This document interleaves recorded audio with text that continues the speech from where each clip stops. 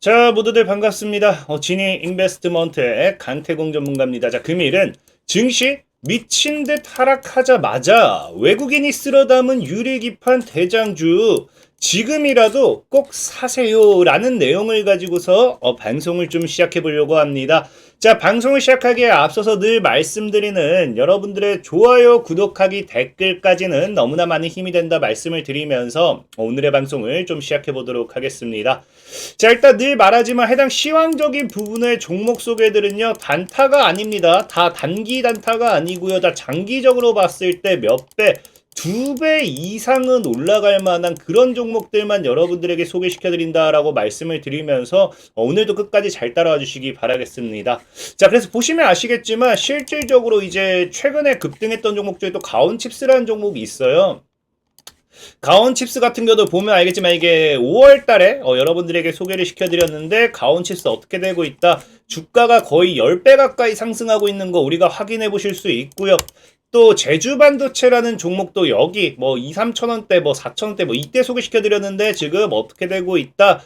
자, 주가 지금 거의 10배 가까이 올라가고 있다라는 겁니다. 자, 그렇기 때문에 오늘도 충분히 뭐 못해도 2배 그 이상의 수익을 목표로서 소개시켜 드릴 종목들 준비했으니까 끝까지 잘 따라 주시면 좋겠습니다.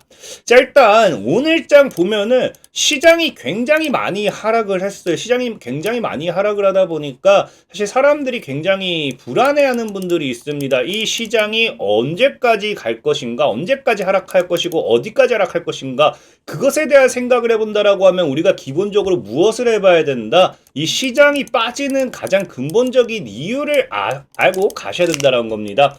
자, 일단은 이 시장의 하락의 원인은 많은 분들이 이 예전에도 경험했지만 지금 유가 급등에 따른 국제유가가 중동 확전 우려에 따른 국제유가 고공행진에 따른 이 증시 하락이다라고 보는 분들도 많아요.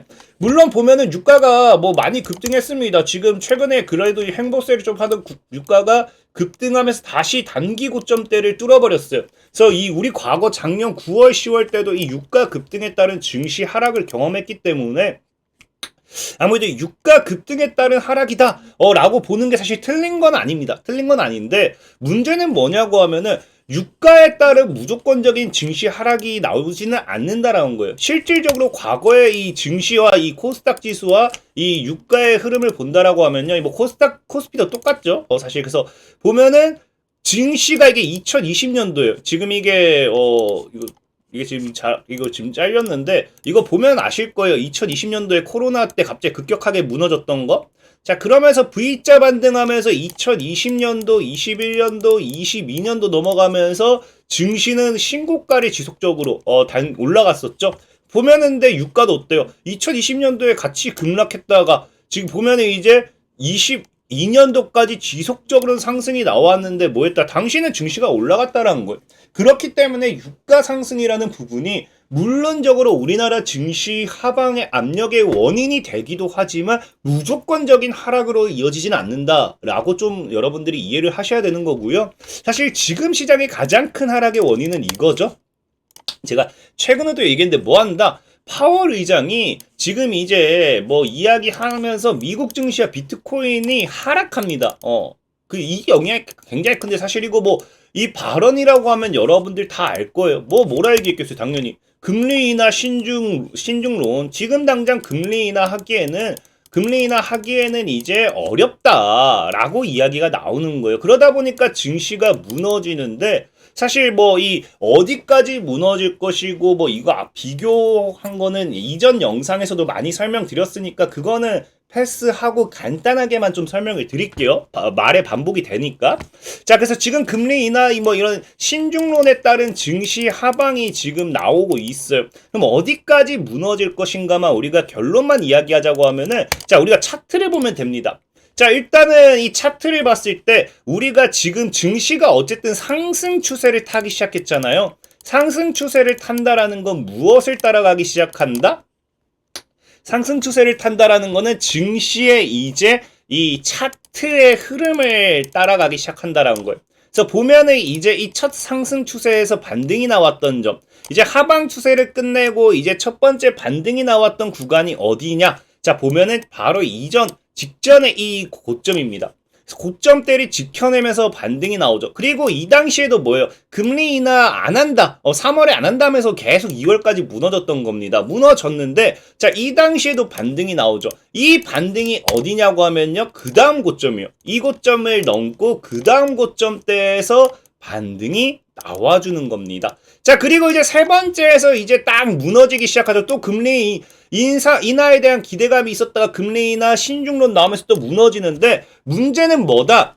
문제는 지금 이 고점대를 잡기에는 주가가 사실상 이거를 뚫어내고 조정이 나왔을 때 한 요 정도까지 빠질 거다라고 이야기할 수 있는 거지 제대로 뚫어내지 못했어요. 오히려 저항을 맞는 모습입니다. 그러면은 어디에 고점을 우리가 연결해 봐야 되냐고 하면은 바로 직전에 이 정도의 고점대를 잡아볼 수 있어요. 그러면 대략적으로 많이 밀려봐야 얼마? 850포인트 선이라는 거예요.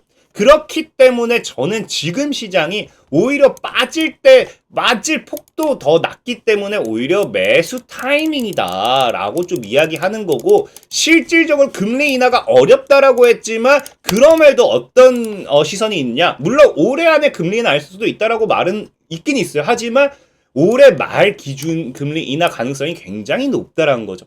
그러다 보니까 뭐 해봐야 된다? 어쨌든 금리 인하 기대감이 나오면은 뭐 하겠습니까? 증시는 또 미친 듯이 올라가는 거 우리 경험해봤잖아요. 그러면은 당연히 우리가 생각해봐야 되는 게 뭘 생각해봐야 되느냐? 자, 이 금리 인하 기대감과 함께 오히려 증시가 무너질 때 저가 매수의 기회로 삼는 거를 생각을 해봐야 된다는 거예요. 자, 많은 사람들이 왜 코스닥 차트만 보고 이야기하냐 하는 분도 있을 수 있습니다. 시장 분석을 할 때 우린 기본적으로 사실 코스피가 더 중요하거든요. 근데 사실 코스피는 우리가 지금 얘기할 게 못 되는 게, 예전에도 얘기했지만 삼성전자와 뭐 한다? 삼성전자와 코스피 차트는 지금 동일하다라고 했죠.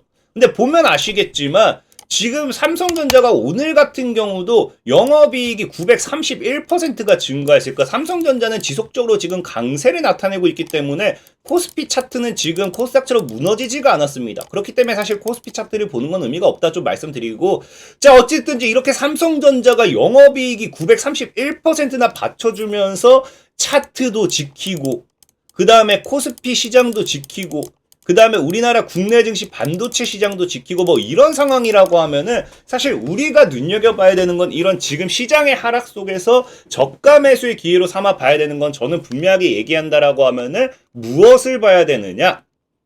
바로 이제 삼성전자발 모멘텀의 반도체라는 거겠죠.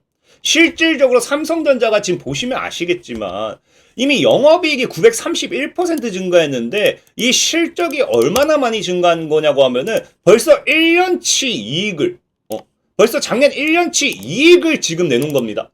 그렇다라고 하면은 이 실적에 대한 기대감만 본다 하더라도 지금 뭐 하고 있어요? 반도체가 뛴다 하면서 2월 경상수지 68.6억 불 돌파하면서 10개월 연속 반도체 흑자입니다.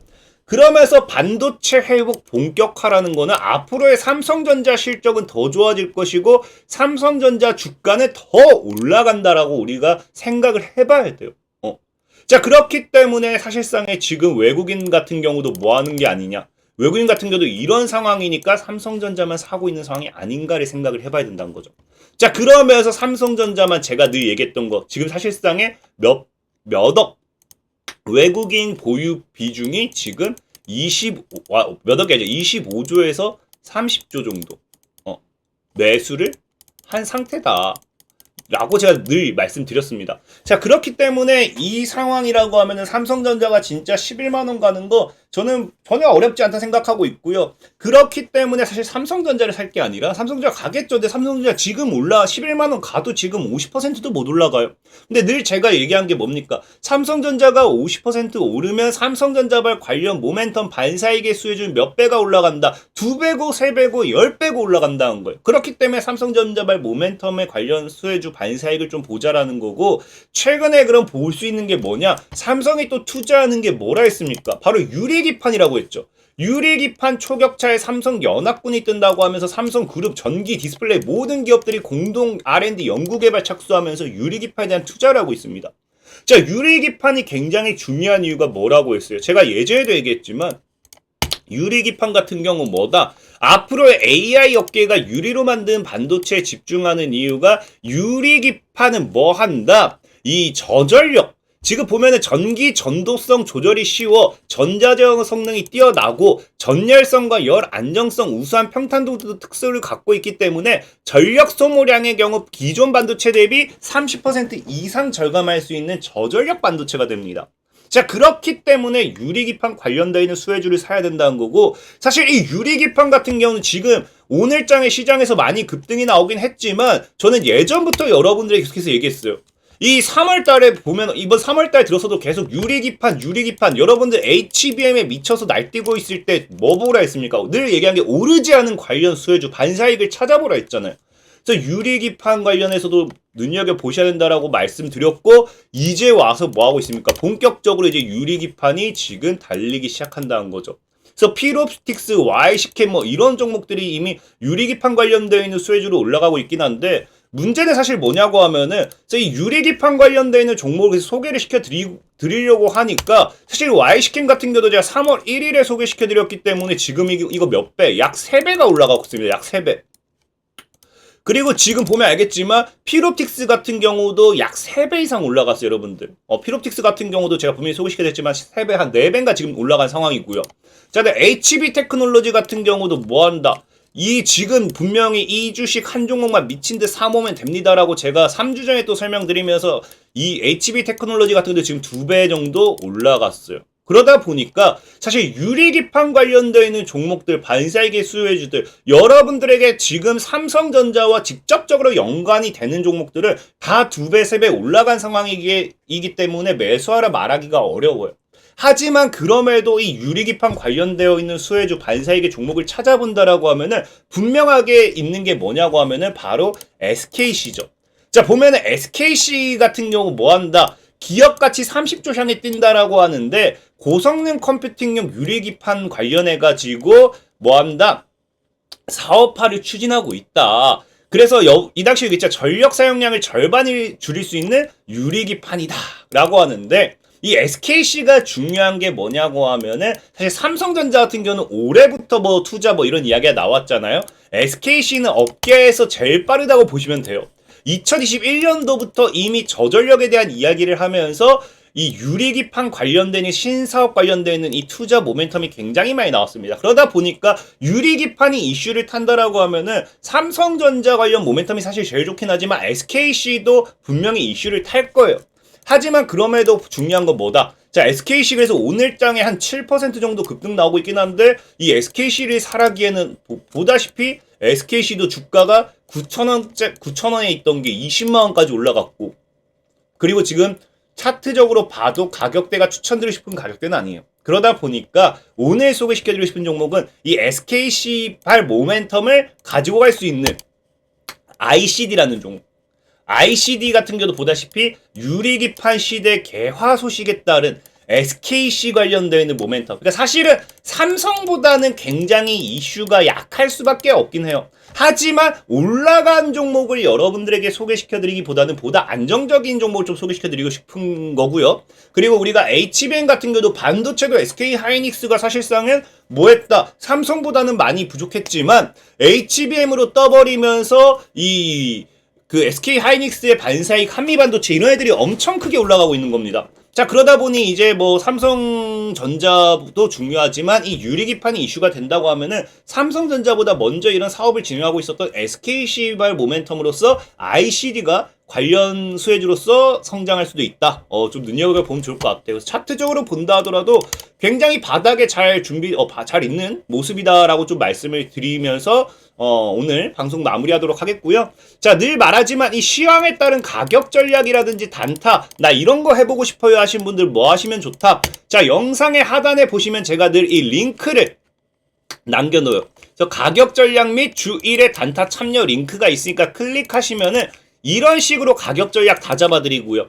자, 그리고 뭐 한다? 이런 식으로 주에 1회 정도 단타 매수 매도 사인 드리면서 상한가도 가고 이런 매매를 진행하고 있으니까 필요하신 분들은 영상 하단 링크 클릭하시면 되겠다 말씀드리면서 오늘 방송 마무리하도록 하겠습니다. 자, 지금까지 신인베스트먼트의 강태공 전문가였고요. 여러분들 좋아요, 구독하기, 댓글까지 너무나 많은 힘이 된다 말씀을 드리면서 자, 모두들 안녕.